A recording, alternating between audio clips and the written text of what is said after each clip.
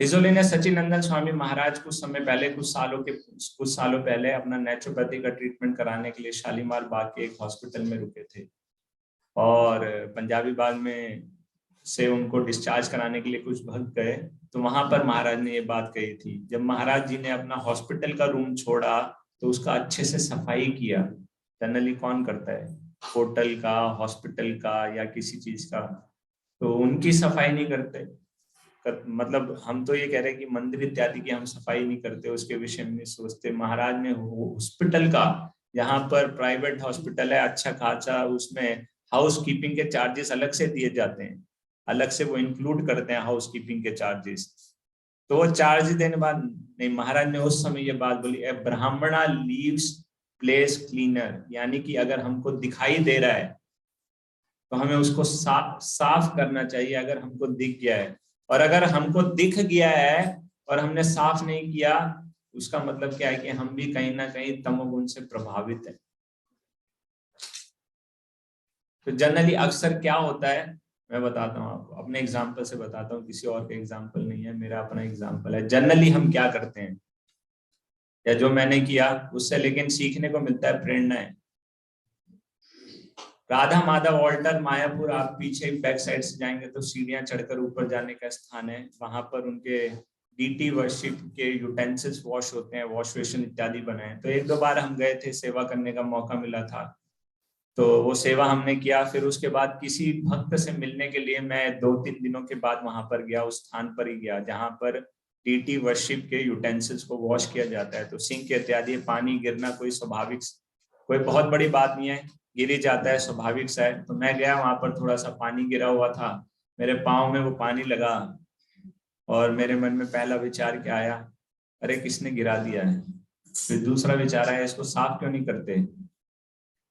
और क्योंकि मैं किसी से मिलने गया था, मेरी सेवा नहीं थी, तो मैंने इग्नोर कर दिया। लेकिन मन में ये विचार आ रहा था, देखता हूँ कितने लोग आते हैं और कौन साफ करता है।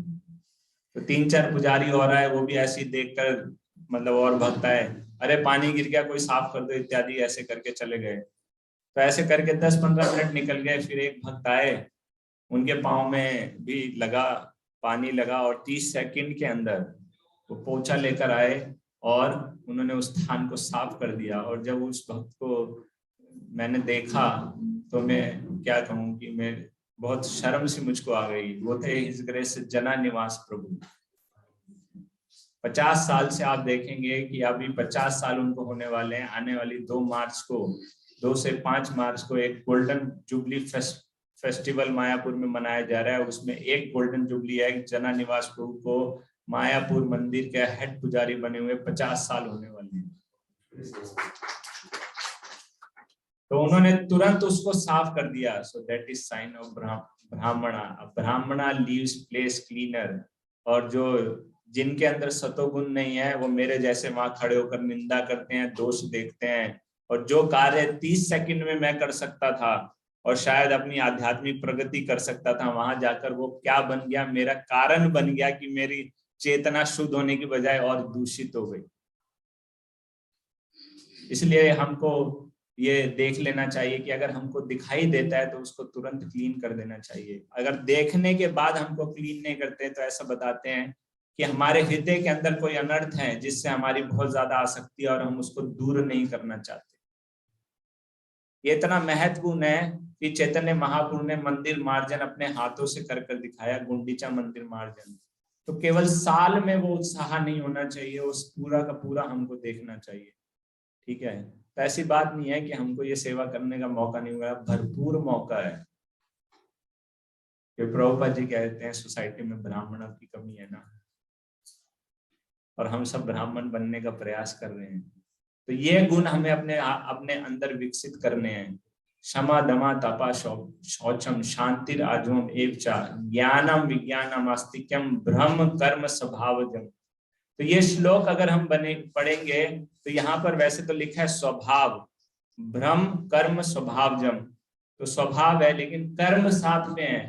तो कर्म और स्वभाव, प्रभुपाद जी लिखते हैं ये सारे के सारे क्या हैं, एक्टिविटीज हैं, ब्राह्मण की एक्टिविटीज। ब्राह्मण जो व्यक्ति होता है वो ये सभी कार्य करता है, तभी वो ब्राह्मण कहलाया जाता है। तो हमारा लक्ष्य इन गुणों को विकसित करने का है। हमारा लक्ष्य सिर्फ गायत्री मंत्र को हासिल करना नहीं है, हमारा लक्ष्य ये गुणों को विकसित करना है, तभी हम असली ब्राह्मण कहलाएंगे। नहीं तो सेकंड इनिशिएटेड तो हो सकते हैं, लेकिन हो सकता है कि ब्राह्मण ना बन पाए।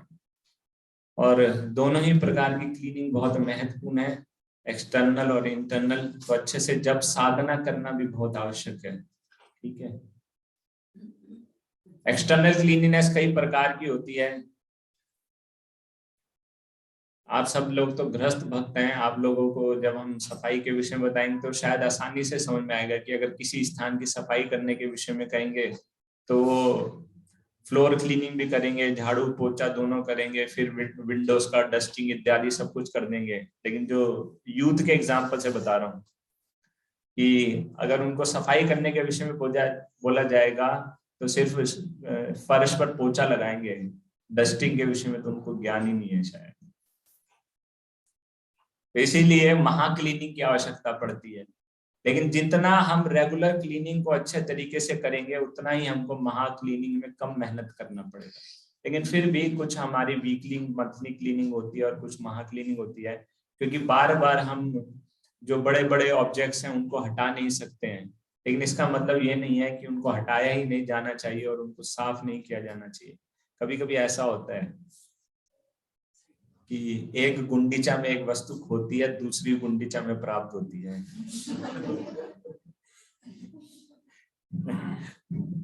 लेकिन अगर वो भगवान की सेवा से संबंधित हो तो फिर कितना हमको नुकसान होगा ना। अगर कोई पर्सनल चीज है तो शायद व्यक्ति सारी उठक पटक उसी दिन कर देगा, लेकिन अगर सेवा से संबंधित होती है। और कभी कभी हम सफाई करते वक्त क्या करते हैं, सफाया करते हैं। और ऐसे ही अगर हम देखें भगवान के जो विग्रह हैं उनके कुंडल बहुत छोटे छोटे हैं, कभी कभी सफाई में उनके गोल्ड के कुंडल भी चले जाते हैं।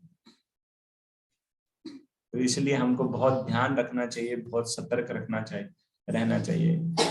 कभी कभी शिव विग्रह की हम जब शिव विग्रह के कक्ष की सफाई करते हैं तो फूलों के साथ उनके ड्रेसिंग के पिन भी चले जाते हैं। तो ये बहुत खतरनाक है, क्योंकि कभी कभी इन फूलों को गाय को डाल दिया जाता है या उसको खाद बनाने के लिए मशीन में डाला जाता है। तो मशीन के लिए भी खतरा है और गाय के लिए भी खतरा है। गायों के लिए बहुत खतरनाक है ये पिन, उनके गले के माध्यम से जब प्रवेश करती है तो उनकी मृत्यु तक हो सकती है। इसलिए हमको सफाई करते वक्त ध्यान रखना चाहिए। अब दूसरा हम बात करते हैं समय की पाबंदी या पंक्चुअलिटी के विषय में। क्लीनिनेस, एक और क्लीनिनेस की मेरे को डेफिनेशन आप लोगों से शेयर कर लेता हूँ कि क्लीनिनेस की डेफिनेशन या कैसे हम इसको समझ सकते हैं। कोई भक्त जानता है इसकी डेफिनेशन को? Cleanliness, everything at it place for everything. अगर हर वस्तु अपने निर्धारित स्थान पर रखी है तो हम देखेंगे कि हर वस्तु को उसका स्थान प्राप्त हो रहा है। अगर लेकिन हर वस्तु ऐसी रख दी है, कहीं पर भी रख दिया है, तो सबसे ज्यादा नुकसान क्या होगा? सबसे ज्यादा समय की बर्बादी होगी उसको ढूंढने में। एक चाकू कहाँ रख दिया है, चाकू रखने वाले ड्रॉर में नहीं है, बाकी हर जगह वो वहां पर, हर जगह फिर उसको देखना पड़ेगा। एक बार ऐसा हुआ था, आप लोगों से शेयर करना चाहूंगा। भगवान को वेकअप करने की सेवा होती है, जब सुबह 3:30 बजे पुजारी जब जाता है तो उस समय उसको हेल्प करने के लिए कोई ज्यादा भक्त नहीं होते, अकेला ही उसको सारी मेहनत मशक्कत करनी पड़ती है। तो अगर मैं पंजाबी बाग की बात करता हूँ तो वहां पर 4 आइटम का भोग लगाया जाता है। तो अगर हर वस्तु अपने निर्धारित स्थान पर नहीं है तो फिर उसको ढूंढने में बहुत मेहनत करनी पड़ती है। एक बार ऐसा हुआ था, एक दो बार ऐसा हुआ है कि जहां पर भगवान को भोग लगाने की रबड़ी रखी जाती है वो वहां पर नहीं थी। तो सारे फ्रीजर मैंने देख डाले, 10-15 मिनट उसमें लग गए। फिर मैंने जाकर, रात में भी रबड़ी का भोग लगता है, सुबह भी रबड़ी का भोग लगता है। मैंने सोचा कि रात को शायद भोग नहीं लगा होगा, बनाई नहीं होगी, कभी कभी दूध जल जाता है, खराब होता है। मैं चेक भी किया, रात की रबड़ी को भोग लगा हुआ था, लेकिन 10-15 मिनट में मुझे नहीं मिला। तो फिर मैं अपनी सेवा को आगे कंटिन्यू करने चला गया, क्योंकि उसमें कई भागों में करनी पड़ती है। फिर वो 10-15 मिनट में वापस आया और मैंने कहा एक बार और चेक कर लेता हूँ। तो जो वेजिटेबल रखने वाला सेक्शन होता है उसको खोला तो उसमें प्राप्त हो गई। तो अननेसेसरी क्या होता है, एक तो समय की बर्बादी होती है और दूसरा मन बहुत उद्विग्न होता है, और ये वैष्णव अपराध का कारण बन सकता है, क्योंकि एक वैष्णव के मन को उद्विग्न करना भी वैष्णव अपराध है। तो इसीलिए हर चीज लेवल होनी चाहिए, या लेवल होती है उसको उसी निर्धारित स्थान पर रखना चाहिए। उस समय हमें सिर्फ कुछ सेकंड का समय लगेगा, हम उसको उसके निर्धारित स्थान पर रखेंगे। तो ये भी क्या है, ये सतोगुण का लक्षण है। ये मेंटेनेंस में आता है, और मेंटेनेंस कौन करता है? मेंटेनेंस कौन है? मेंटेनेंस कौन करता है? विष्णु। और विष्णु किसके ईस्ट है? सतोगुण के। क्रिएशन बहुत आसानी से हो जाती है, ब्रह्मा जी जिसको करते हैं, और डिस्ट्रक्शन भी हो जाती है भगवान शिव, लेकिन सतोगुण। इसीलिए ये मेंटेनेंस इतनी डिफिकल्ट है, विष्णु जी को अपने हाथ में ही लेना पड़ा, किसी और को ये डिपार्टमेंट दे ही नहीं पाए। थोड़ा सा पेन इसमें लेना पड़ता है, लेकिन नो पेन नो गेन। एक बार और ऐसा हुआ था कि जब मैंने थोड़ा सा सिस्टम में बदलाव हुआ था, और मैंने 2-3 महीने के गैप के बाद सेवा कंटिन्यू करना शुरू किया था। मैं बाहर था बहुत, और तब पीछे से किचन पूरा रेनोवेट हुआ, स्ट्रक्चर चेंज हो गया। तो जब मैंने सेवा कंटिन्यू दोबारा से किया तो मुझे बताया गया कि ये स्थान पे ये है, ये स्थान पर ये है। तो एक पर्टिकुलर मेरे को बॉक्स दिखाया गया कि इसमें जोत रखी है। तो मैं अगले दिन गया तो ना वो बॉक्स था, ना मुझको जोत नजर आई। तो फिर जो पुजारी ने मुझको सिखाया था उनको उठाकर बुलाना पड़ा। तब तक एक्चुअली क्या था, वो 2 डब्बे रखते हैं। तो एक डब्बा जो जो जोत बनाते हैं वो उन्होंने डब्बा रिप्लेस करके रख दिया था, वो पूरा काला था। तो मैंने कई डब्बे खोले, लेकिन जो काला डब्बा था उसको खोल कर नहीं देखा। तो ये इसलिए मैं बता रहा हूँ कि अगर वो लेवल भी होता है साथ में तो आसान होता है। और जो भक्त, और इसमें क्या है, ये जो डिपार्टमेंट की सेवा है, एक फिक्स व्यक्ति सेवा नहीं करता है। इस डिपार्टमेंट में रोटेशन के ऊपर सेवा होती है। अगर हम उसके निर्धारित स्थान पर उस वस्तु को नहीं रखते हैं तो अगले भक्त को उसकी सेवा में बाधा आएगी। तो अगर उससे सेवा में कोई त्रुटि रह जाती है तो उसका उतना फल उसको नहीं मिलेगा जितना उसका फल हमको प्राप्त हो सकता है। इसलिए हमको बहुत सावधानी इसमें रखनी चाहिए। तो जो निर्धारित स्थान है, इसलिए कभी कभी कलर कोडिंग्स किया जाता है, कभी कभी साइज के हिसाब से उनको किया जाता है। और क्लीनिनेस की हम बात करते हैं तो क्लीनिनेस में हमको ये इंश्योर करना है कि जो कपड़ा जिस पर्पस के लिए है उसी पर्पस के लिए उसका इस्तेमाल किया जाए। तो एक भगवान के शरीर को साफ करने का टॉवल है, एक ऑल्टर को क्लीन करने का वस्त्र है जिसको हम टेबल क्लॉथ कह सकते हैं। तो लेकिन वो सरफेस को क्लीन करने के लिए, वो फ्लोर को क्लीन करने के लिए नहीं है। फ्लोर को क्लीन करने के लिए पोछा, बर्तनों को साफ करने के लिए अलग वस्त्र होता है, और आपके अपने हाथ साफ करने के लिए अलग वस्त्र होना चाहिए। तो 5 प्रकार के अलग अलग क्लॉथ हैं। तो अलग अलग इसीलिए कलर कोडिंग से कर सकते हैं, साइज से कर सकते हैं, हर जगह अलग सिस्टम होता है। उस सिस्टम को पहचानना चाहिए। हमसे नहीं होता जी, हम संभाव रखने वाले हैं। जो हाथ में है उसको लपेट दो, जैसे मर्जी लपेटना है, तो उससे भगवान प्रसन्न नहीं होने वाले। ठीक है, हम पंक्चुअलिटी के ऊपर आते हैं। तो पंक्चुअलिटी को कोई डिफाइन करना चाहेगा? हाँ, यस, प्रभु जी कह रहे हैं जो निर्धारित समय है जिस कार्य को करने के लिए वो कार्य करना, तो doing scheduled things at scheduled times. तो इसको हम पंक्चुअलिटी कह सकते हैं, निर्धारित समय पे निर्धारित कार्य करना। ठीक है, जो जप करने का समय है उस समय जप करना, भागवतम श्रवण करने का समय है भागवत श्रवण करना, प्रसाद पाने का समय है प्रसाद पाना, जब सेवा करने का समय उस समय सेवा करना। जब सेवा करना है उस समय जप करेंगे, जब भागवतम श्रवण करना है उस समय विश्राम करेंगे, और जिस समय विश्राम करना है उस समय मॉर्निंग वॉक पे जाएंगे। भगवान का ऐसा शेड्यूल नहीं है, भगवान का फिक्स शेड्यूल है। हर चीज प्रकृति में आप देखेंगे, हर चीज जो है अपने समय के अनुसार कार्य कर रही है। सूर्य समय पे उगता है और समय पर ही अस्त होता है। अब बोले उसका समय तो चेंज होता रहता है, लेकिन आप कैलकुलेशन करके देखिए 1 साल 2 साल आगे आने वाले भी सूर्योदय का समय आप कैलकुलेट कर सकते हैं, वो उसी टाइम पे उदय होता है। और भगवान के द्वारा ये सारी चीजें ऑटोमेटिकली उसी समय पर कार्य कर रही हैं। तो भगवान के सोने और उठने का समय है, उनके खाने का समय है। एक एग्जाम्पल के माध्यम से समझना चाहेंगे। प्रभुपाद जी का एक पास टाइम है। तो प्रभुपाद जी के लिए जो माता जी प्रसाद बनाती थी, वो बताते हैं इस प्रकार से कि प्रभुपाद जी के प्रसाद ग्रहण करने का निर्धारित समय होता था। अपना नून में प्रभुपाद जी अपना बॉडी मसाज लेते थे, उसके बाद स्नान करते थे, गायत्री करते थे, और गायत्री करते ही तुरंत प्रसाद लेते थे। लगभग 1 बज जाता था उस समय 1, और उस समय गायत्री करने के पश्चात तुरंत प्रसाद लेते थे। तो माता जी बताती हैं एक बार में 30 सेकंड लेट हो गई। कितना? 30 सेकंड लेट हो गई, और प्रभुपाद जी ने मुझको बोला आप युगा लेट आई हो। और फिर प्रभुपाद जी बताते हैं जिस समय भूख लगती है उस समय अगर प्रसाद नहीं मिले तो बीमारी आती है। और भूख लगने का भी देखेंगे, अगर वो बोलते हैं ना हमारा रूटीन बना हुआ है, भूख लगने का भी समय होता है, और उस समय अगर कुछ खाने को नहीं मिलता तो बीमारी आती है।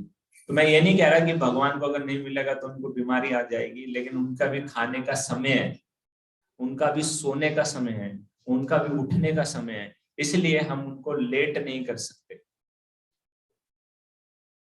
तो जो समय निर्धारित हुआ है उसी समय पे उनकी सेवा करना। और इसके साथ साथ अगर वो समय ऊपर नीचे होता है तो और जो भक्त हैं बाहर कर, अगर दर्शन 7:30 बजे खुलने हैं तो बाहर भक्त लोग दर्शन करने के लिए आए हैं। अगर मान लीजिए 2 मिनट दर्शन लेट होते हैं तो कितने मिनट वेस्ट हो जाते हैं उसमें, जितने बाहर लोग हैं। और अगर वो 2 मिनट जन्माष्टमी में है तो कितना समय वेस्ट हो गया। उसको हम पॉजिटिवली कंस्ट्रक्टिवली यूटिलाइज कर सकते थे, लेकिन उसको नहीं कर पाए। इसलिए समय पर हमको ध्यान रखना चाहिए। ठीक है, तो ये आवश्यकता है समय की पाबंदी। और दूसरा प्रिंसिपल है अनुकरणीय चरित्र और व्यवहार। ये एक जो शिव विग्रह की सेवा से संबंधित भक्त लोग हैं, विशेष रूप से जो पुजारी की सेवा करते हैं, उनके लिए बहुत बहुत महत्वपूर्ण है, क्योंकि they are the face of the temple. क्योंकि सभी लोग आते हैं मंदिर में भगवान का दर्शन करने के लिए, और भगवान का दर्शन करने के साथ साथ वो पुजारी के साथ का भी दर्शन करते हैं। और स्वाभाविक रूप से जो पुजारी की सेवा में लगे हैं उनको बहुत मान सम्मान प्राप्त होता है। और उनको क्यों मान सम्मान प्राप्त होता है? क्योंकि जो कि सच भी है कि वो वाकई भगवान के बहुत नजदीक हैं, और उनको लगता है कि भगवान तक हमारी प्रार्थना को पहुंचाने के ये माध्यम है। हम लोग भी देखते हैं, ऐसा नहीं है कि हम लोग ऐसा नहीं करते। जब हम जाते हैं दूसरे धाम में जाते हैं, वहां पर जो पंडा इत्यादि होते हैं, फिर उनके साथ हमको यही लगता है ना ये माध्यम बन सकते हैं। तो इसी प्रकार से इस्कॉन में जब भक्त लोग आते हैं, बाहर के लोग आते हैं, तो वो यही देखते हैं। और इसीलिए उनका चरित्र और व्यवहार बहुत ही उच्च दर्जे का होना चाहिए, क्योंकि नहीं तो लोग उनकी किसी भी बात से अगर डिससेटिस्फाई होते हैं या किसी भी प्रकार की कोई कमी देखते हैं, तो वो डायरेक्टली इस्कॉन की इमेज, शील प्रभुपाद की इमेज के ऊपर एक प्रकार से बहुत बड़ा चिन्ह लग जाता है, क्योंकि वो उनको as a representative of ISKCON देखते हैं। इसलिए हमको अपना चरित्र की जब हम बात करते हैं तो विशेष रूप से 2 चीजों का इसमें ध्यान रखना चाहिए। ये एक तो हमारी साधना बहुत उच्च स्तर की होनी चाहिए। जब हम साधना की बात करते हैं तो साधना का सबसे महत्वपूर्ण भाग क्या है? चैंटिंग और हियरिंग। जी, और चैंटिंग और हियरिंग को करने के लिए सबसे उपयुक्त समय कौन सा है? मॉर्निंग। और सबसे उपयुक्त स्थान कौन सा है? भक्तों का संग। और भक्तों का संग हमें सबसे अच्छी मात्रा में कहाँ पर प्राप्त होता है? मंदिर में प्राप्त होता है। तो आज से कितने भक्त ये प्रण लेते हैं कि अपना मॉर्निंग प्रोग्राम भक्तों के संग में मंदिर में करेंगे? तो मैं प्रभु जी से कुछ सुनना चाहता हूँ, प्रभु जी कुछ कह रहे हैं। आपने बोला कब? कभी कभी। हाँ, तो ये जो कभी कभी है, हमको इससे शुरुआत करनी चाहिए, लेकिन ये कभी नहीं, कभी कर लेंगे ये नहीं, कभी कभी करना है हमको। अपने शेड्यूल देख सकते हैं वो, लेकिन वो कभी कभी फिक्स होना चाहिए, ठीक है? तो वो फिक्स करना है। एवरी संडे है तो संडे है, मेरा संडे फिक्स है, कोई उसमें फिर मेरे को शेड्यूल में ऊपर नीचे नहीं करना है, मेरे को यात्रा में जाना है, मेरे को इसके यहाँ जाना है, नहीं। संडे मेरा मॉर्निंग प्रोग्राम है, मंदिर में बिताता हूँ, ये फिक्स होना चाहिए। इससे हमारा मन भी शांत होगा, मन को भी पता है कि मेरा मॉर्निंग प्रोग्राम में संडे को कहाँ पर बिताता हूँ। तो संडे से शुरुआत कर सकते हैं, ये मिनिमम है। फिर उसके साथ एकादशी पे आना शुरू कर दीजिए, फिर उसके बाद पूर्णिमा पे आना शुरू कर दीजिए, फिर धीरे धीरे संडे और मंडे आना शुरू कर दीजिए, ठीक है ना? कीर्तनीय सदाहरि करना है, नित्यम भागवत सेवा करना है। तो उसके लिए तो अपनी जो क्षमता है और जो प्रयास है उसको धीरे धीरे बनाना पड़ेगा ना। तो जो संडे का हमारा वादा है वो शुरू करने के लिए है, वहां तक हमको लिमिट नहीं हो जाना, ठीक है प्रभु जी? एवरी संडे, ट्यूसडे और वेडनेसडे, या दोनों, या 50-50? ओके, हरि बोल। तो प्रभु जी प्रण ले रहे हैं, हर वेडनेसडे मॉर्निंग प्रोग्राम भक्तों के संग में करेंगे। और बाकी और कोई भक्त अपना प्रण यहाँ पर शेयर करना चाहता है? बहुत आवश्यक है, जब तक हम इससे शुरुआत नहीं करेंगे, हम देखेंगे कि घर में हमारा मॉर्निंग प्रोग्राम काम चलाओ या वीक ही होता है। कोई अगर बहुत कह देना मेरा बहुत सशक्त मॉर्निंग प्रोग्राम घर में होता है, तो वाकई वो काबिल तारीफ है। क्यों? क्योंकि वहां पर हमारा मन हावी हो जाता है, वहां पर तमोगुण का, रजोगुण का प्रभाव इतना ज्यादा होता है। और वहां पर सबसे ज्यादा कमी किसकी होती है? भक्तों के संग की कमी होती है। हो सकता है पूरा परिवार भक्त हो, लेकिन हम उनको भक्तों की तरह समझ नहीं पाते ना। इसीलिए आवश्यकता है हमें, ठीक है? प्रभु जी कुछ कहना चाह रहे हैं? हफ्ते में 3 दिन, हरी वो 3 दिन आप निश्चित करेंगे या कोई भी 3 दिन? तो ये जो यही है आलस, निद्रा आलस्य, ये तमोगुण का लक्षण होता है। लेकिन सतोगुण का मतलब फिक्स्ड अप, वही सतोगुण है। सतोगुण का मतलब यही होता है बार बार एक ही चीज को करते चले जाना। आप जानते हैं मायापुर में एक पुजारी हैं, 35 साल से मंगला आरती का सेवा कर रहे हैं लगातार। दैट इज सतोगुण। रजोगुण में होता है और कुछ करना है और कुछ करना है, तमोगुण में छोड़ क्या कर रहे हैं।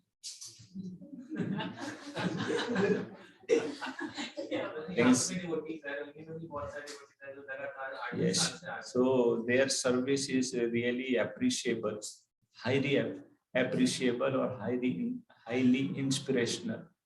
क्योंकि जब हमको ये सेवा प्राप्त होगी तो हम देखेंगे कि बहुत मुश्किल है, इतना आसान नहीं है। वो जो रूटीन है उसको बनाए रखना, वो regulated, this is perfect example of a regulated lifestyle. इसीलिए जिन लोगों का स्ट्रॉन्ग मॉर्निंग प्रोग्राम है उनका हमको संग करना चाहिए। तो ये आवश्यक है, ठीक है? साधना, yes, very very very very inspirational, yes, very exemplary, ठीक है? पूरा मॉर्निंग प्रोग्राम करते हैं और उसके बाद ही अपनी दिनचर्या करते हैं। तो हमें शुरुआत करनी है, ठीक है? और अपना दिन निर्धारित नहीं करेंगे, निश्चित नहीं करेंगे तो बहुत मुश्किल होगा। चले जाएंगे, किसी दिन मन करेगा तो चले जाएंगे, या फिर जैसे बाहर के लोग कहते हैं कान्हा जी बुलाएंगे तो हम जरूर आएंगे, हम थोड़ी ना मना करते हैं। और उसके साथ साथ व्यवहार और डीलिंग्स, ठीक है? तो आपस में भक्तों के साथ, दूसरे जो हमारे साथ सेवा करने वाले भक्त हैं उनके साथ बहुत अच्छा मधुर व्यवहार होना चाहिए, पूरा वैष्णव एटिकेट का पालन करना चाहिए, और किसी भी हमारे व्यवहार में किसी भी प्रकार का कोई लालच या लोभ प्रकट नहीं होना चाहिए। पुजारी की सेवा में बहुत महान सम्मान भी मिलता है। वो बोलते हैं ना, इस्कॉन में 2 प्रकार के प्रसाद होते हैं, पता है आप सबको? 2 प्रकार के प्रसाद होते हैं, सूखा प्रसाद और गीला प्रसाद। आपको पता है सूखा प्रसाद और गीला प्रसाद? तो गीला प्रसाद होता है और सूखा प्रसाद होता है। तो इस सेवा में दोनों भरपूर मात्रा में है। ठीक है, तो हमारा डीलिंग या व्यवहार ऐसा नहीं होना चाहिए कि लोगों को पता चले देखो गीला प्रसाद तो हम लेते ही रहते हैं, आप सूखा की सेवा कर दो थोड़ा सा। तो इससे हमें बचना चाहिए। और अगर कुछ ऐसा हमको प्राप्त भी होता है वो सब भगवान की सेवा के लिए। ठीक है, फिर आ गया प्रशिक्षण और शिक्षा। तो ये एजुकेशन और ट्रेनिंग जो हम समझते हैं, तो ये जो क्लासेस को ऑर्गेनाइज किया जा रहा है, ये एजुकेशन और ट्रेनिंग, प्रशिक्षण और शिक्षा का ही एक भाग है। तो ये अब हमारे ऊपर है, हमारी रिस्पॉन्सिबिलिटी बनती है कि इसको अच्छे तरीके से लें, सीखें और अपने आप को भगवान की सेवा के लिए लायक बनाएं। तो ये एक स्किल बेस्ड प्रोग्राम भी है, मंत्र रिसाइटेशन स्किल बेस्ड प्रोग्राम है। भगवान की सेवा इत्यादि करना वो स्किल बेस्ड है, लेकिन जब तक हमारे पास रिक्वायर्ड गुण नहीं होंगे तब तक हम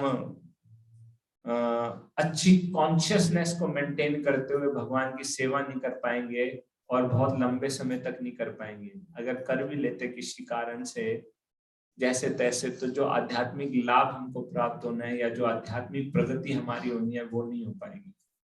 तो मैनेजमेंट ने हमको मौका दिया है, ये एक प्लेटफॉर्म हमको दिया है कि हम अपने आप को भगवान की सेवा के लिए क्वालिफाई बना सकते हैं। तो हमें हमारे ऊपर निर्भर है, अब ये हमारे ऊपर निर्भर करता है। वो कहते हैं ना, the ball is in your court now, अब सब कुछ आपके हाथ में है। तो हमें उसका भरपूर फायदा उठाना है और भगवान की सेवा को अच्छे तरीके से करने का, कैसे की जाती है उसको सीखना है। फिर उसके बाद आध्यात्मिक व्यवहार, इस पे हम थोड़ा सा चर्चा कर चुके हैं। आध्यात्मिक व्यवहार अर्थात जो इसको हम कह सकते हैं साउंड स्पिरिचुअल प्रैक्टिसेस। कोई भी अगर हम अपने श्रवण और कीर्तन में पूर्ण रूप से अटेंटिव नहीं है, ठीक है, तो भक्ति के मार्ग पर प्रगति कर पाना बहुत मुश्किल होता है। और जैसा हम चर्चा कर चुके हैं कि धीरे धीरे श्रवण और कीर्तन अच्छे से नहीं होगा तो डीटीज हमको शिवग्रहा गलाग्रहा लगने लगेंगे, और इसीलिए हम उनकी सेवा कंटिन्यू नहीं करना चाहेंगे। कभी कभी आप लोगों ने देखा है कि कुछ लोग आते हैं और अपने विग्रह को मंदिर में छोड़कर चले जाते हैं क्योंकि उनको उनकी सेवा करना भारी पड़ रहा होता है। तो ऐसा मंदिरों के विग्रहों के साथ भी हो सकता है। फिर उसके साथ साथ फिर नेक्स्ट है हमारा प्रचार का दृष्टिकोण, प्रीचिंग स्पिरिट। यह भी बहुत आवश्यक है। वैसे देखा जाए एक पुजारी के पास या शिवग्रह की जो सेवा करते हैं उनके पास प्रचार का भरपूर मात्रा में मौका होता है, क्योंकि लोग आते हैं और उनसे स्वयं वार्तालाप करते हैं, उनसे स्वयं जुड़ते हैं और उनसे स्वयं प्रश्न पूछते हैं। ठीक है, और डीटी इटसेल्फ शिवग्रह, क्योंकि अपने सुंदर आकर्षक मनमोहक रूप के कारण वो बद्ध जीवों को अपनी और स्वाभाविक रूप से आकर्षित करते हैं। तो वो प्रचार का एक बहुत बड़ा माध्यम अपने आप ही है। तो इसीलिए हमें क्या करना चाहिए, वो मौके का भरपूर फायदा उठाना चाहिए और लोगों को या बद्ध जीवों को अपनी ओर आकर्षित नहीं करना चाहिए, शिवग्रह की ओर आकर्षित करना चाहिए और उनके प्रति उनकी शरणागति को बढ़ाने में उनको मदद करनी चाहिए, सहयोग करना चाहिए, उनको इंस्पायर करना चाहिए, ना कि अपने साथ उनको जोड़ने का प्रयास करना चाहिए। और इसीलिए हम भगवान की सेवा बहुत अच्छे तरीके से भी करते हैं opulence for the Lord and simplicity for one self. ये सारे के सारे ऐश्वर्य भव्यता भगवान के लिए और हमारे लिए, अपने लिए साधारण। इसीलिए जो हम वस्त्र धारण करते हैं वो साधारण होते हैं। कैसे साधारण होते हैं? चाहे वो धोती हो या साड़ी हो, दोनों ही साधारण माने जाते हैं। क्यों? दोनों में जेब नहीं है, इसीलिए वो साधारण और सरल है। ठीक है, तो इसमें हम अपने लिए कुछ संचय नहीं कर सकते, अपने लिए कुछ बचा कर नहीं रख सकते। सब कुछ भगवान के लिए है, सब कुछ भगवान को अर्पण करने के लिए। ठीक है, और फिर उसके बाद है शील प्रभुपाद की शिक्षाओं के साथ संगति। तो प्रभुपाद जी ने एक जगह कहा है कि आपको कुछ भी नया इन्वेंट करने की आवश्यकता नहीं है, और जब आप कुछ भी नया इन्वेंट कर देंगे तो सारी की सारी समस्याओं की शुरुआत वहीं से होगी। इसीलिए जो हमारे आचार्यों के द्वारा, विशेष रूप से शील प्रभुपाद जी के द्वारा जो हमको प्रोसेस दिया गया है डीटी वर्शिप का, हमको उसी के अनुसार शिव विग्रह की सेवा करनी चाहिए। तो शिव प्रभुपाद जी ने हमको क्या बताया है कि हमें किस भाव में राधा कृष्ण की सेवा करनी है? हाँ, ऑ एंड रेवरेंस, और लक्ष्मी नारायण के भाव में उनकी सेवा करनी है। ठीक है, राधा कृष्ण की सेवा रागानुगा मार्ग में या रागानुगा भाव से होती है, उसमें हमको सेवा नहीं करनी है। हम उसके, और जो आचार्य गण होते हैं, जो शुद्ध भक्त होते हैं, हालांकि वो इस स्तर पर पहुंच जाते हैं, लेकिन वो फिर भी अपने उस भाव को छुपा कर रखते हैं और विधि के अनुसार ही, नियमों के अनुसार ही शिव विग्रह की सेवा करते हैं, क्योंकि ये एक प्रीचिंग ऑर्गेनाइजेशन है। नहीं तो लोगों को किसी का कोई भाव प्रकट करेंगे, किसी का कोई भाव प्रकट करेंगे, और जिसका शास्त्रों से कोई लेना देना नहीं हो सकता है। इसीलिए शील प्रभुपाद जी के द्वारा बनाए गए नियमों के अनुसार हमको शिव विग्रह की सेवा करनी है।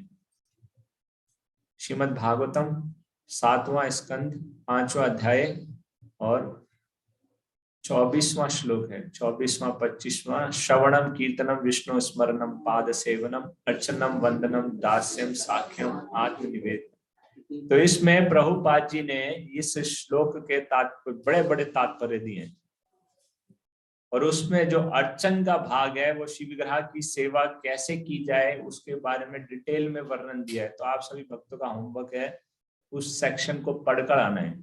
श्रीमद् भागवतम 7वां स्कंद 5वां अध्याय और 24वां श्लोक है, आई बिलीव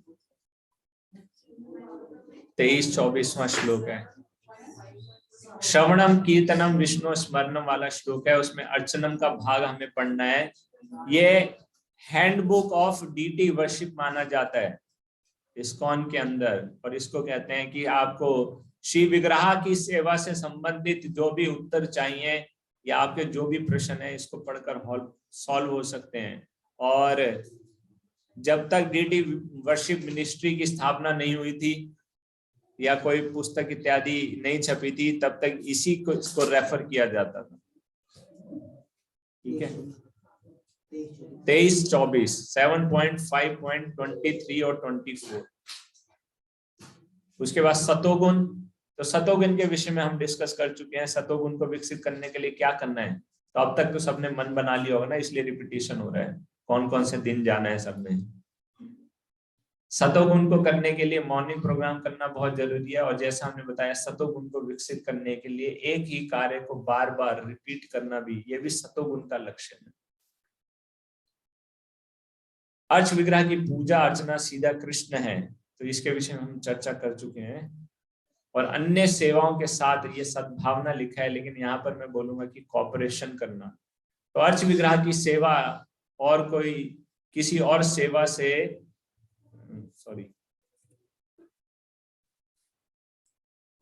किसी और सेवा डिपार्टमेंट से कॉपरेट किए बिना क्या अर्च विग्रह की सेवा अच्छे तरीके से की जा सकती है? या आपस में भक्तों का कॉपरेशन नहीं है तो क्या शिव विग्रह की सेवा अच्छे तरीके से की जा सकती है? भोग लगाने वाले कोई और भक्त हैं, क्लीनिंग करने वाले कोई और भक्त हैं, भोग अर्पण करने वाले कोई और भक्त हैं, आरती करने वाले कोई और भक्त हैं, डेकोरेशन करने वाले कोई और भक्त हैं, सब अलग अलग हैं। फ्लावर की परचेजिंग कोई और भक्त करते हैं और उनका डेकोरेशन कोई और भक्त करते हैं। अगर एक भी भक्त के साथ हमारा संबंध ठीक नहीं होगा, तुलसी की सेवा करने वाले कोई और भक्त हैं, तुलसी को तोड़कर लाने वाले कोई और भक्त हैं, तो क्या होगा, सेवा डिस्टर्ब हो जाएगी। और सेवा डिस्टर्ब होगी तो किसको कष्ट हो रहा है? जैसे वो एग्जाम्पल हम सुनते हैं ना, गुरु जी की सेवा करने के लिए दो शिष्य गुरु जी की सेवा करना चाहते थे, लेकिन दोनों की आपस में नहीं बनती थी, तो बोला कोई बात नहीं, 50-50 कर लेते हैं, राइट पार्ट तुम्हारा और लेफ्ट पार्ट हमारा, ना आप हमारे उस सेवा के बीच में बाधा बनो, ना हम तुम्हें किसी प्रकार का कोई कष्ट देंगे। तो गुरु जी विश्राम कर रहे हैं, दोनों सेवा कर रहे हैं, लेकिन सेवा करते करते जब उसने देखा इतने नजदीक से गुरु जी की ये सेवा कैसे कर सकता है, तो उसके पुराने भाव या दुश्मनी के भाव जागृत हो गए। तो जो राइट साइड में सेवा कर रहा था उसने लेफ्ट साइड में गुरु जी को चूटी काट दी। गुरु जी को दर्द हुआ, बोले ऐसे कैसे मेरे इलाके में तुमने प्रवेश कर लिया। उसने गुरु जी के राइट साइड में 2 चूटियां काट दी। कष्ट किसको हो रहा है? कष्ट गुरु जी को हो रहा है। तो गुरु जी का शरीर, गुरु जी का शरीर, प्रभुपाद जी ने क्या बोला, मेरा शरीर क्या है? ये इस्कॉन शरीर है। उसी प्रकार से अगर हम भक्त आपस में मिलजुल कर सेवा नहीं करेंगे तो सारा का सारा कष्ट भगवान को होगा। तो इसलिए हमको मिलजुल कर सेवा करनी है, और हम सोचें कि बिना किसी की मदद के, बिना किसी की हेल्प के मैं अपने दम पर सारी सेवा अच्छे तरीके से कर लूंगा, तो क्या हम कर सकते हैं? हमको आवश्यकता है दूसरे भक्तों की। अगर हम भगवान को प्रसन्न करना चाहते हैं वास्तविक रूप में, तो हमें दूसरे भक्तों की मदद लेने की भी आवश्यकता है। जिसने वेजिटेबल परचेज करना है, अगर वो समय पर वेजिटेबल नहीं लाकर देगा, तो क्या हम भोग समय पर बना सकते हैं?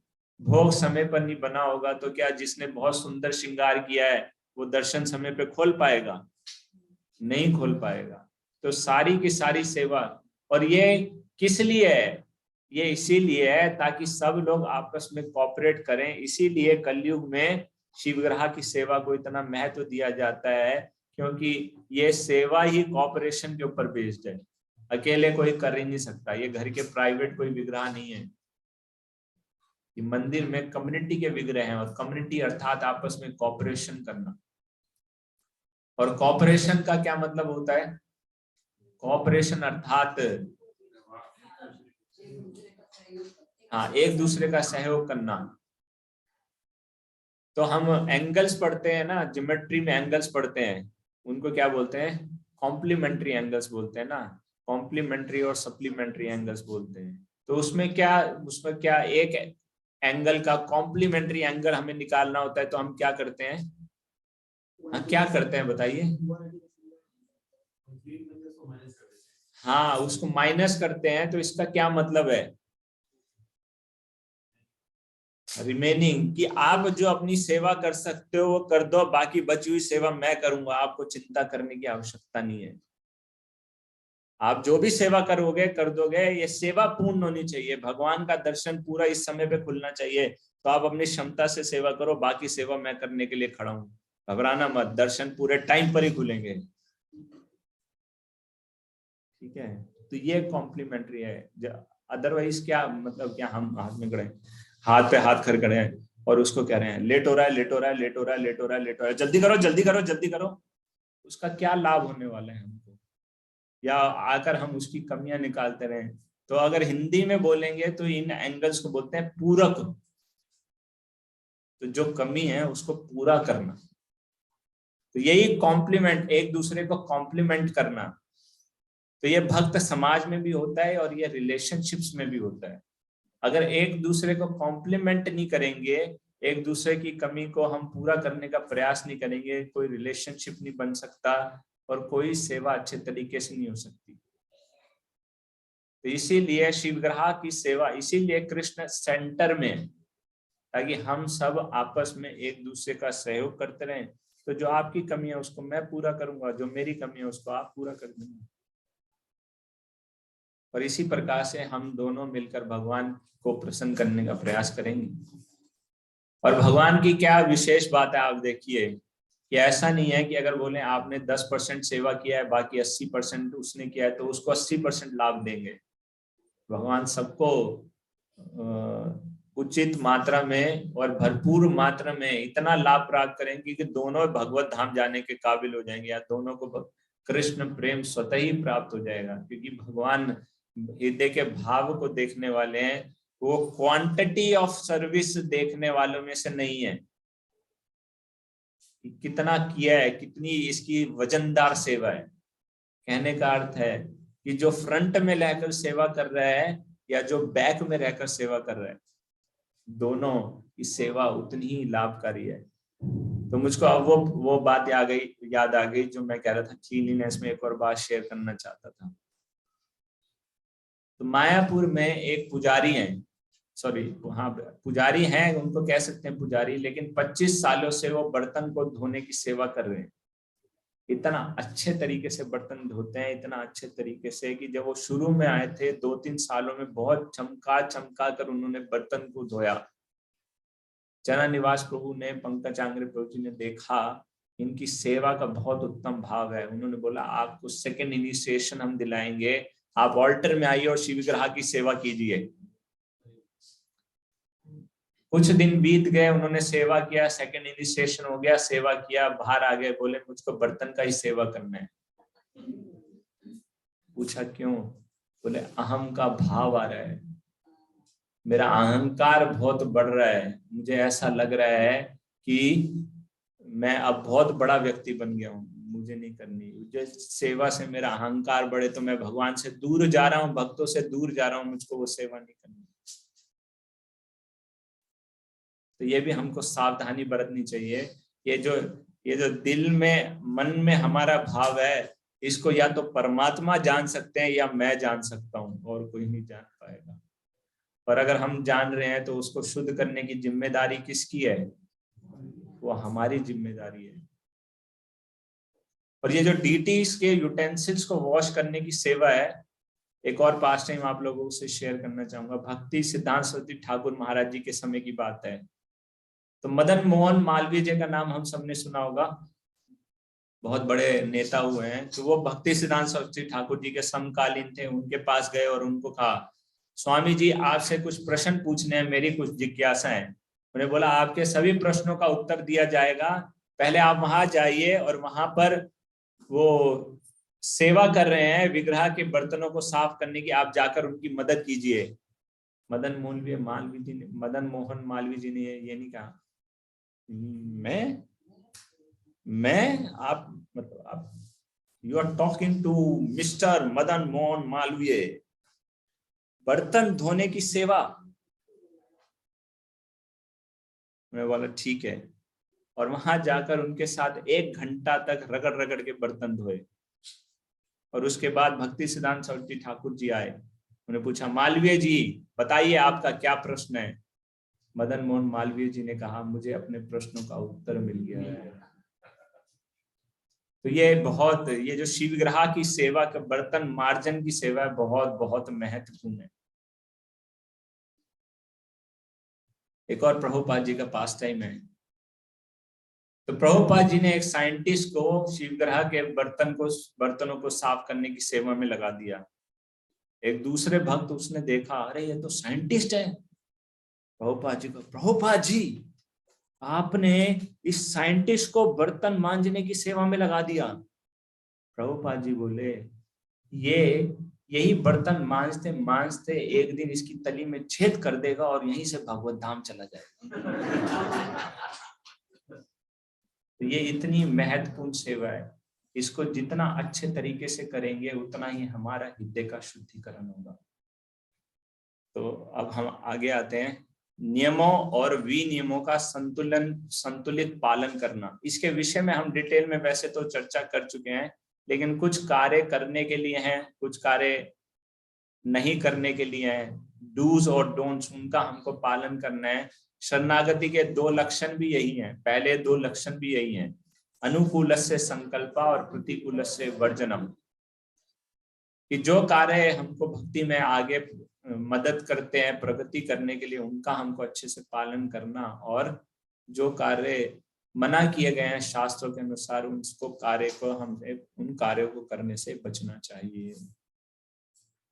एग्जाम्पलरी बिहेवियर, और ये हिंदी का थोड़ा सा ट्रांसलेशन में हो सकता है, एक में एग्जाम्पलरी बिहेवियर और एक में स्पीच साउंड स्पिरिचुअल प्रैक्टिसेस।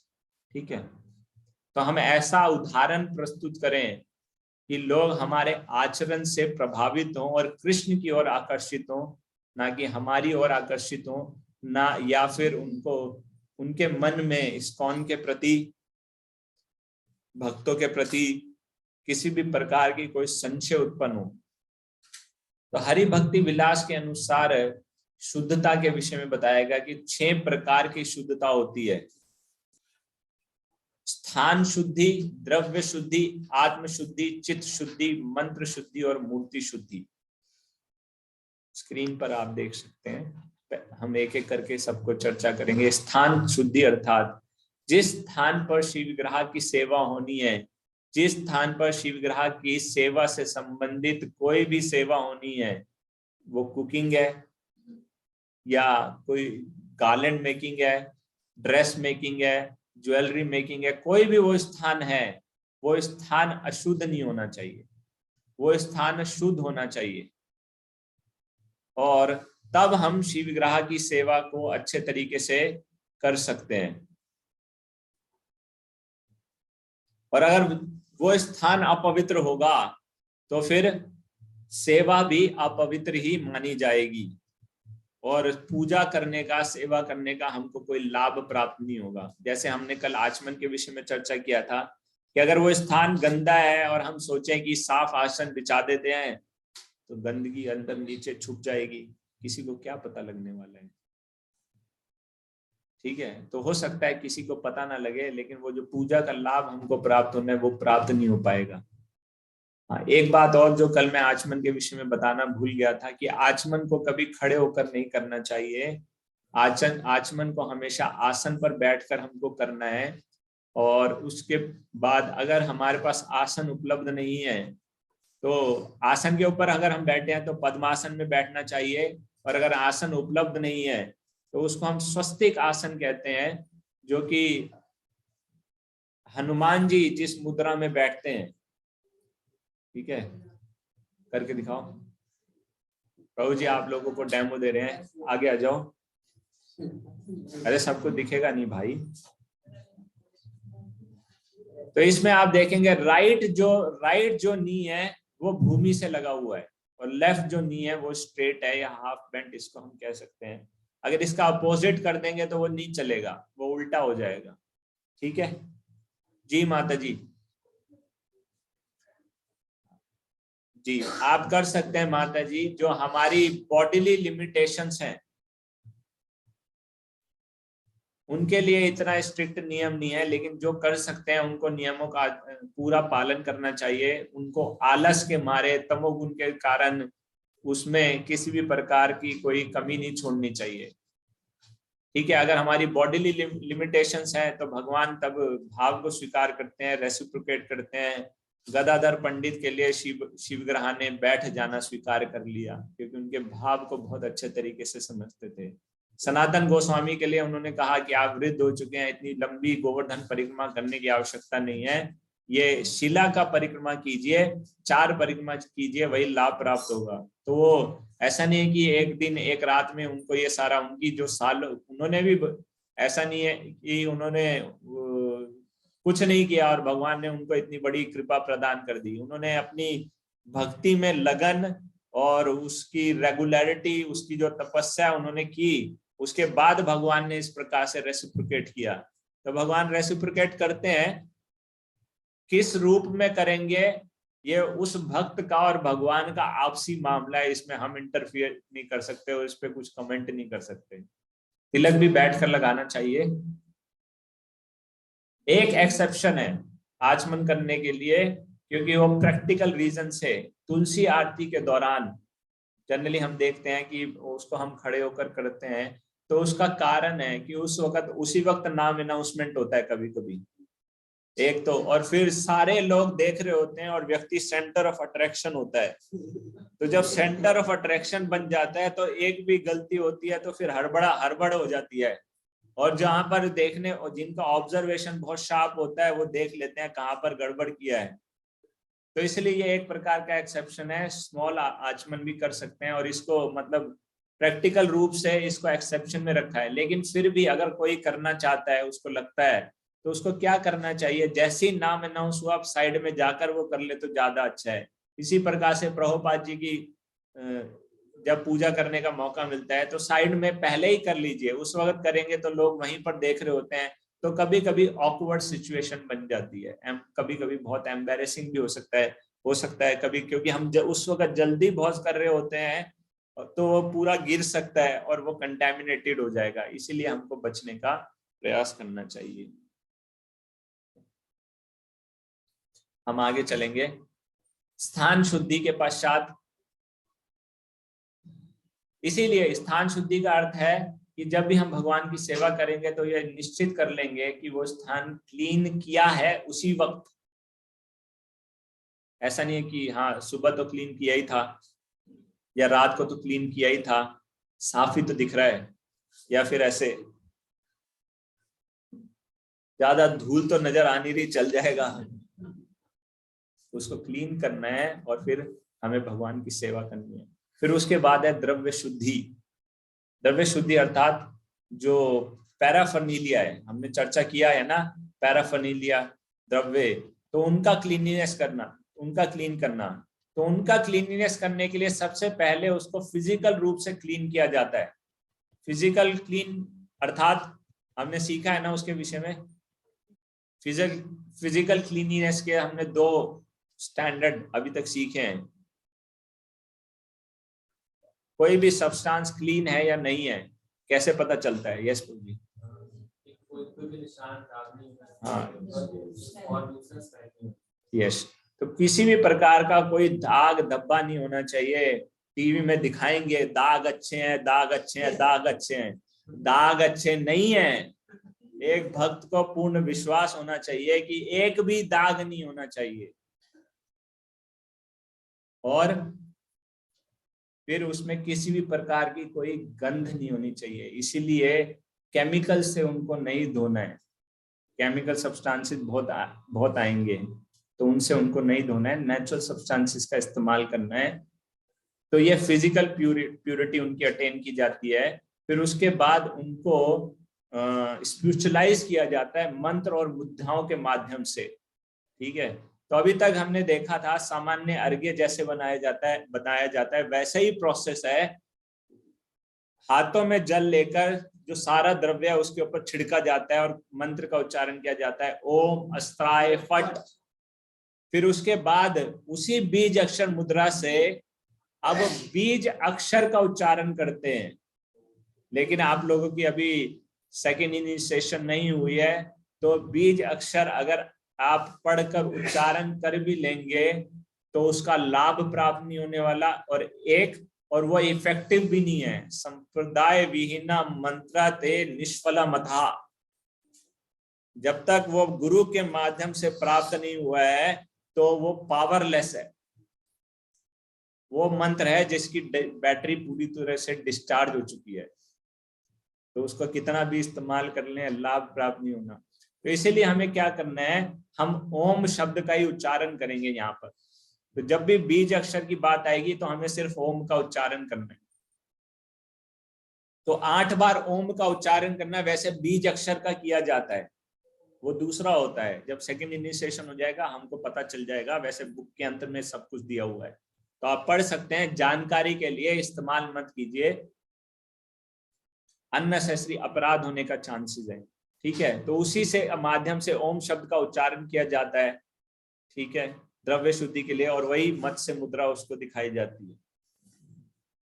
तो ये द्रव्य शुद्धि है। उसके बाद होती है आत्मशुद्धि। आत्मशुद्धि अर्थात यहाँ पर प्यूरिटी ऑफ बॉडी यानी शरीर के शुद्धिकरण की बात हो रही है। तो शरीर के शुद्धिकरण के लिए सबसे पहले स्नान करना, तिलक धारण करना, 12 तिलक धारण करना, कंठी धारण करना, स्वस्थ वस्त्र पहनना, जब हम स्वस्थ वस्त्रों की बात करते हैं तो कॉटन के वस्त्र एक बार पहनने से ही कंटेमिनेट हो जाते हैं, यानी उनको सुबह पहना, आधे घंटे के लिए उतारा, शाम को दोबारा पहन लेंगे तो नहीं पहन सकते। सिल्क पहना जा सकता है, कई दिन और कई बार पहना जा सकता है। वूल के साथ भी ऐसा ही किया जा सकता है।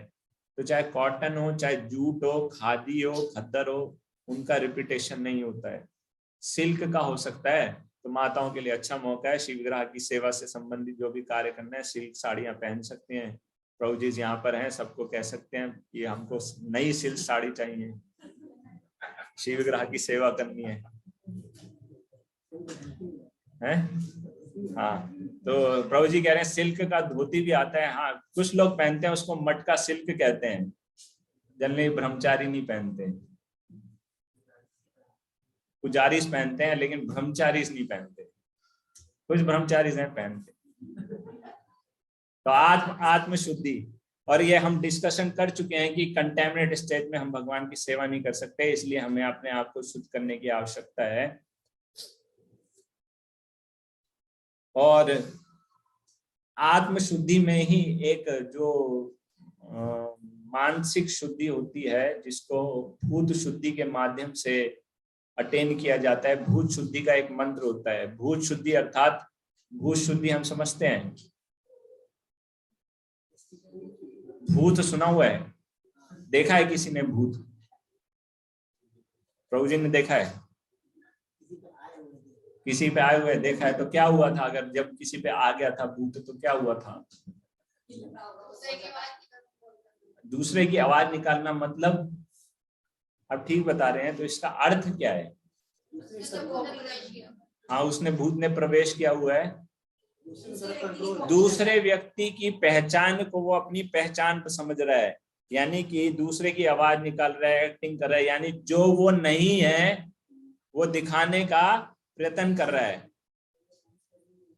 क्या ये हम सब करते हैं? हम सब करते हैं ये। हम आत्मा है, लेकिन हम अपने आप को शरीर मानकर अपने आप को शरीर की पहचान ही प्रस्तुत करने का प्रयास करते हैं। इसलिए हम सबको भूत लगा हुआ है, और इसीलिए हम सबको भूत शुद्धि की आवश्यकता होती है। इसलिए भूत शुद्धि एक मंत्र होता है, आप लोगों ने सुना होगा, फेमस मंत्र है, उसको भूत शुद्धि मंत्र कहते हैं। ना हम विप्रो नाचा नरपति ना भी वैश्यो न शूद्रो, ना हम वर्णी नाचा गृहपति नो वनस्थो यतिर्वा, किंतु प्रोद्या निखिल परमानंदा पूर्णामिताब्देर, गोपी भर्तु पद कमलोर दास दासानुदासहा। तो ये भूत शुद्धि मंत्र है, यानी कि हमारी रियल आइडेंटिटी को हमको बार बार याद दिलाता है। तो इसलिए शिव विग्रह की सेवा से पहले इसका हम उच्चारण कर सकते हैं। ठीक है। उसके बाद है चित्त शुद्धि। चित्त शुद्धि अर्थात मन का शुद्धिकरण करना। ठीक है। तो जब तक मन हमारा शुद्ध नहीं है, हम सही रूप से भगवान की सेवा नहीं कर पाएंगे, और मन हमारा शुद्ध नहीं है तो कोई भी और शुद्धिकरण की क्रिया हम करते हैं, कार्य करते हैं, उसका बहुत ज्यादा इफेक्टिव नहीं होगा, पावरफुल नहीं होगा। तो हम उसको और शुद्धिकरण की क्रियाओं को अटेन नहीं कर पाएंगे। और ये मानना चाहिए बाकी सभी जो शुद्धिकरण की क्रियाएं हैं वो इस शुद्धि के एक प्रकार से अधीन होकर कार्य करती हैं। क्योंकि अगर हमारा मन ही शुद्ध नहीं है, तो जो हमने भाव की बात करते हैं या मंत्रों का उच्चारण करने का प्रयास कर रहे हैं, तो पूर्ण रूप से वो इफेक्टिव नहीं होगा, क्योंकि हमारे मन के भाव पूर्ण रूप से शुद्ध नहीं है। इसलिए बोलते हैं ना, ध्यान लगाकर सेवा करो, तो भाव से सेवा करो। लेकिन भाव का मतलब या भाव से पूरे हमको जप करने का प्रयास करना चाहिए, क्योंकि हम एक्टिविटी तो कर लेंगे, लेकिन अगर उसके प्रति कॉन्शियस नहीं होंगे, अटेंटिव नहीं होंगे, तो उसका पूर्ण लाभ हमको प्राप्त नहीं हो पाएगा। ठीक है, कुछ तो लाभ प्राप्त होगा लेकिन पूर्ण नहीं हो पाएगा। तो अब चित्त शुद्धि कैसे होती है? तो चित्त शुद्धि हम दो तरीके से कर सकते हैं। पहला कि उन सभी विचारों का त्याग कर देना जो भगवान से या भगवान की सेवा से संबंधित नहीं है, उन सभी का त्याग करना एक। और दूसरा,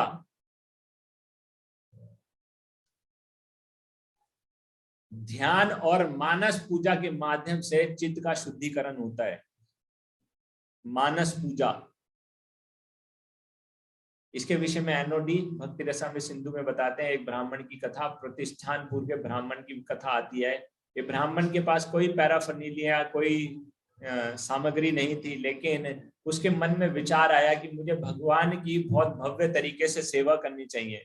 तो भगवान भी उपस्थित नहीं है, कोई सामग्री भी उपस्थित नहीं है, लेकिन मन ही मन उसने भगवान की छवि को धारण किया और उनकी सेवा करने लगा। तो रोज बहुत ओपुलेंट तरीके से वो भगवान की सेवा करता था, तरह तरह की सामग्री, 56 भोग इत्यादि अर्पण करता था, भगवान को बहुत सुंदर श्रृंगार करता था, हीरे जवाहरात भगवान को अर्पण करता था। एक दिन उसके मन में विचार आया कि आज मुझे भगवान को खीर अर्पण करनी चाहिए। खीर उसने बनाई और उसको ऑफर करने लगा, तो उसके मन में अचानक से विचार आया, चेक कर लेना चाहिए ये गरम तो नहीं है। तो गरम चेक करने के लिए जैसे ही उसने उंगली डाली, कोई वस्तु वहां पर उपस्थित नहीं है, लेकिन जैसी खीर के अंदर उसने उंगली डाली, उसकी उंगली जल गई। तो कहने का अर्थ है कि वो उसमें प्रवेश कर चुका था और भगवान उसको स्वीकार भी कर रहे थे। तो ये मानस पूजा है। मानस पूजा का एक लाभ क्या है कि हो सकता है कि हमारे पास सामग्री पूर्ण रूप से उपलब्ध ना हो, हम जो ज्वेलरी अर्पण करते हैं भगवान को वो इमिटेशन ज्वेलरी हो, रियल गोल्ड हीरे जवाहरात ना हो, लेकिन हम उनको सोच सकते हैं और भगवान को अर्पण कर सकते हैं। मानस पूजा में पॉसिबल है। जब दूध की बात आती है तो कौन सा दूध अर्पण कर सकते हैं? काउ मिल्क, A2, कामधेनु गायें, सुरभि गायें, उनका क्यों नहीं, वो भी इमेजिन कर सकते हैं, है ना। हीरे जवाहरात, बालाजी को जो 60 करोड़ की ड्रेस अर्पण होती है, वो भी इमेजिन कर सकते हैं कि हम अपने डीटीज को, पता नहीं कबे हवे बोलो सही दिन हमार की, कब ऐसा दिन आएगा हम अपने डीटीज को अर्पण कर पाएंगे, लेकिन मानस सेवा में कर सकते हैं। और दूसरा, मानस सेवा का अगर इसका अभ्यास हमें हुआ तो ये मानस सेवा हमको जीवन के अंत में सबसे ज्यादा यही काम आने वाली है। उस समय हमें हमारे इतनी क्षमता नहीं होगी कि जीवा के माध्यम से भगवान का उच्चारण कर सकें, या कर्णों के माध्यम से हम भगवान के बारे में श्रवण कर सकें। वो है ना श्लोक, कंठा अवरोधन स्मरण कुतस्थे, कि उस समय कंठ हमारा अवरुद्ध हो जाएगा, कफ वात पित्त से भर जाएगा, तो उस समय भगवान का स्मरण करने का स्मरण या याद किसको रहेगा, है ना। लेकिन फिर भी अगर ये इसमें परिपक्व है, इसका अभ्यास है, तो मानस सेवा उस स्थिति में भी की जा सकती है और कोई लाभ प्राप्त होगा। इसीलिए इसका, और हमको कौन सी मानस सेवा करनी है, इस्कॉन के भक्तों को थोड़ी इसमें सावधानी बरतने की आवश्यकता है, क्योंकि मानस सेवा के बारे में ही बहला फुसलाकर कई लोगों को भ्रमित किया जाता है। आप मन से मेडिटेट कीजिए, आपका ये रूप है इत्यादि इत्यादि, कोई जरूरत नहीं है। क्यों? हमको भी है मानस सेवा दिया है हमारे आचार्यों के द्वारा, बस हमारे लिए वही सफिशिएंट है, उतना ही हमको पालन करना है, अलग से पालन करने की आवश्यकता नहीं है। जो प्रभुपाद जी ने क्या है कहा है, मैंने आपको पूर्ण पैकेज दिया है, आप चिंता मत करो, वो पूर्ण पैकेज है आपके लिए, वो आपको भगवत धाम ले जाने के लिए सक्षम है, तो किसी प्रकार की कोई चिंता की आवश्यकता नहीं है। फिर उसके बाद है मंत्र शुद्धि। तो मंत्र शुद्धि हम किस प्रकार से, मंत्र को शुद्ध करने की कैसे आवश्यकता है? हम तो सब समझते हैं कि मंत्र का उच्चारण करने से शुद्ध होता है, तो मंत्रों का शुद्धिकरण नहीं होता है, मंत्रों का शुद्धि मेंटेन किया जाता है। मंत्र को शुद्ध करने की जरूरत नहीं है, मंत्र तो शुद्ध करने वाले हैं, तो वो हम कैसे मेंटेन कर सकते हैं? जब उनका हम प्रॉपर प्रोनाउंसिएशन करते हैं तो उनका शुद्धिकरण मेंटेन होता है, और अगर इनका प्रॉपर प्रोनाउंसिएशन नहीं होता तो मंत्र इनइफेक्टिव होते हैं या फिर गलत प्रभाव भी डालते हैं। श्रीमद् भागवतम के 6ठे स्कंद में आप लोगों ने कथा पढ़ी होगी वृतासुर की। तो इंद्र को जो मार दे, ऐसे पुत्र की कामना की गई, लेकिन इंद्र के द्वारा जो मारा जाए ऐसा पुत्र उत्पन्न हो गया। तो ये मंत्र का प्रभाव है, इसीलिए हमको उनका सही उच्चारण करना सीखना चाहिए। उसके बाद है मूर्ति शुद्धि।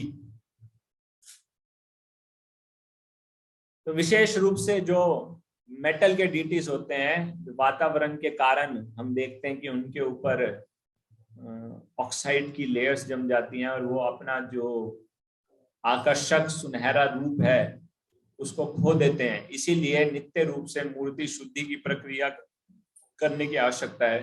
तो मूर्ति शुद्धि, अब कोई कह सकता है कि जैसे पीतल के बर्तन साफ किए हैं वैसे ही पीतल के विग्रह भी साफ कर लेते हैं।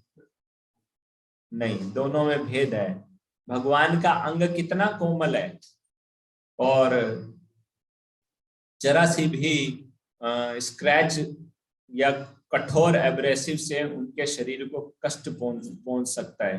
इसीलिए सावधानी बरती जाती है। तो गोपी चंदन का पेस्ट होता है, गोपी चंदन, और उसके साथ नींबू या कभी कभी आंवला का जूस या दही का इस्तेमाल किया जाता है। कभी भी इमली का इस्तेमाल नहीं करना, इमली बहुत स्ट्रांग होता है। इसलिए नींबू, आंवले का जूस या दही गोपी चंदन के साथ मिलाकर रुई से भगवान के शरीर को स्क्रब किया जाता है और फिर उनको पानी से स्नान किया जाता है। तो ये एक प्रकार से भगवान के शरीर के लिए पॉलिशिंग का कार्य करता है और भगवान के शरीर है उसको हम